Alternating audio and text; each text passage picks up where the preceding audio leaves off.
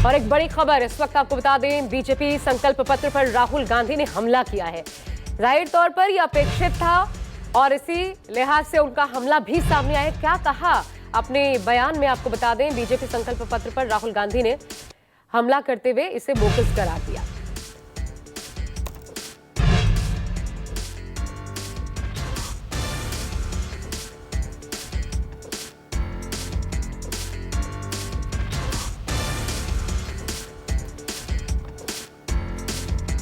तो मैनिफेस्टो को लेकर राहुल गांधी, आपको बता दें इससे पहले कांग्रेस ने अपने मैनिफेस्टो में किसानों, महिलाओं, क्योंकि न्याय की बात की थी, नारी, युवा, इसके अलावा किसानों की बात कही गई थी, गरीबों की बात कही गई थी और ज्ञान की बात करता है बीजेपी का मैनिफेस्टो। ऐसे में अब क्योंकि इससे पहले कांग्रेस का मैनिफेस्टो सामने आ चुका है, अब बीजेपी का मैनिफेस्टो जब आया है तो इसको लेकर के राहुल गांधी ने जबरदस्त हमला किया है और इसलिए भी बेहद अहम हो जाता है क्योंकि मैनिफेस्टो में एक बेरोजगारी जो बहुत बड़ी समस्या के तौर पर इस चुनाव में जिसको लेकर के चर्चा भी है, उभरी है, उसको लेकर क्या खाका पेश किया गया। देखिए, भाजपा के मैनिफेस्टो नरेंद्र मोदी के भाषण से दो शब्द गायब हैं, महंगाई और बेरोजगारी। लोगों के जीवन से जुड़े सबसे अहम मुद्दों पर भाजपा चर्चा तक नहीं करना चाहती। इंडिया का प्लान बिल्कुल स्पष्ट है, 30 लाख पदों पर भर्ती, हर शिक्षित युवा को 1 लाख की पक्की नौकरी।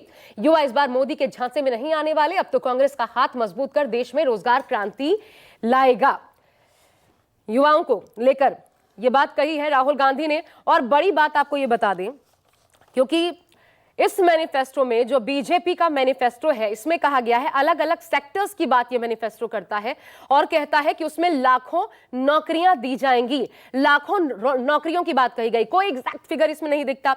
उसी बात को राहुल गांधी ने यहां पर इंगित करते हुए कहा है, हमने सीधा सीधा 30 लाख सरकारी नौकरियों की बात कही है।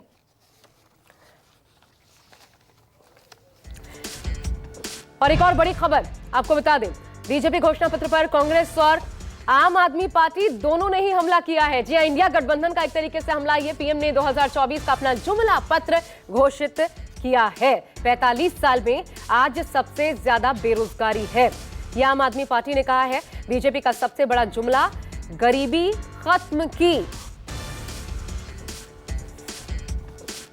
30 मार्च को, आज से महज 13 दिन पहले घोषणा पत्र कमेटी का गठन हुआ और 13 दिन में मैनिफेस्टो बनके तैयार है।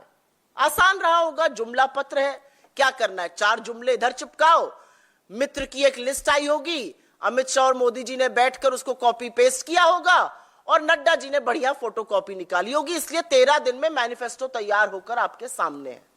अब इस मैनिफेस्टो में कुछ बातें कही गई हैं, उसके बारे में जरूर चर्चा करना चाहूंगी।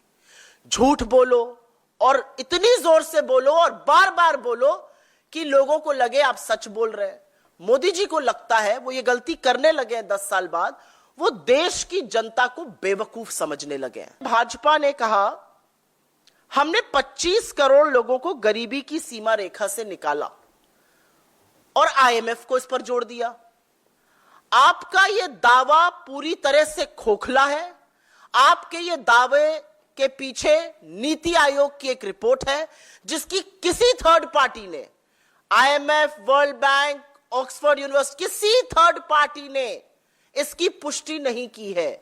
और असलियत यह है कि उसी रिपोर्ट में नीति आयोग यह भी मानता है कि 20% देश की आबादी 46 रुपए रोज पर अपनी गुजर बसर करने को मजबूर है। यह होना चाहिए था मैनिफेस्टो में। तो सबसे बड़ा जुमला इनका यह है कि इन्होंने गरीबी खत्म की है। असलियत यह है कि इस देश में हर घंटे 2 किसान और 2 युवा आत्महत्या कर रहे हैं। आज इस देश के लोगों को प्रधानमंत्री नरेंद्र मोदी जी ने और भारतीय जनता पार्टी ने 10 साल में अपने जुमलों के माध्यम से धोखा दिया है। आज इस देश के युवा बेरोजगारी से परेशान हैं।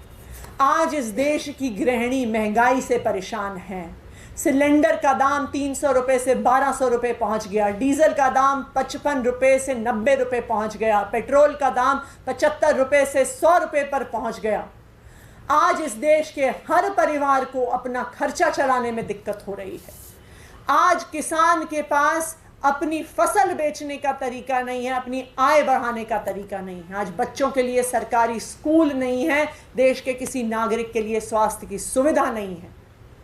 तो आज जो जुमला पत्र भारतीय जनता पार्टी ने रिलीज किया है, देश के कोई भी लोग उस पर विश्वास नहीं करने वाले हैं।